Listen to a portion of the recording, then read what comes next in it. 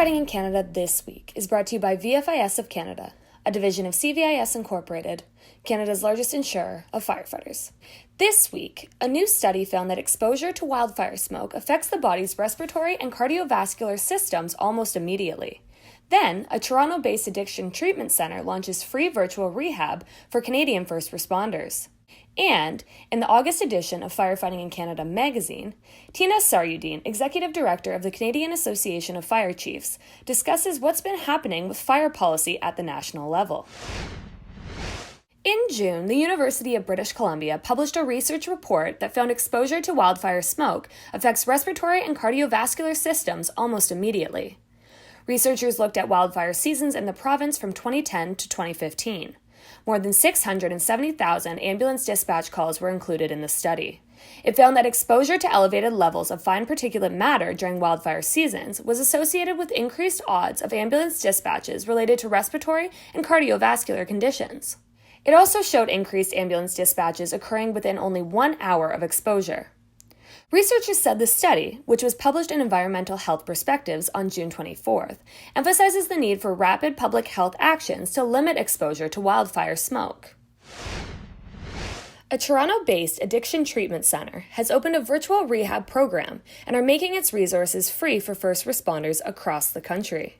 The center, which began its Local Heroes program in November 2019, began offering free treatment spaces to first responders who didn't have access to care. The 30-day program treats concurrent addiction and mental health disorders. Shane Saltzman is the CEO of Trafalgar Addiction Treatment Centers. He said the goal of the program is to provide a unique, intensive 4-week preventative outpatient program and not to wait until people hit rock bottom. As COVID-19 hit Canada, the program was forced online.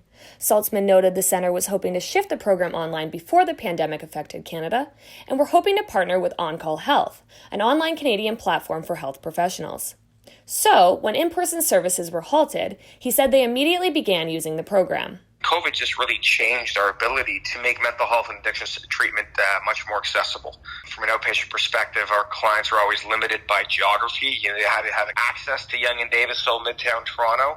We're now seeing clients ranging from across the country and, being able to do this at their home. Our program has actually tripled in size.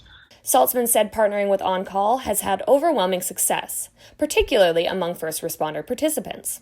With the launch of the virtual addiction program through our virtual outpatient, we're able to see, great, now we have the opportunity. We can still support our first responders. They're struggling just like everybody else, and we can now create this program available for them.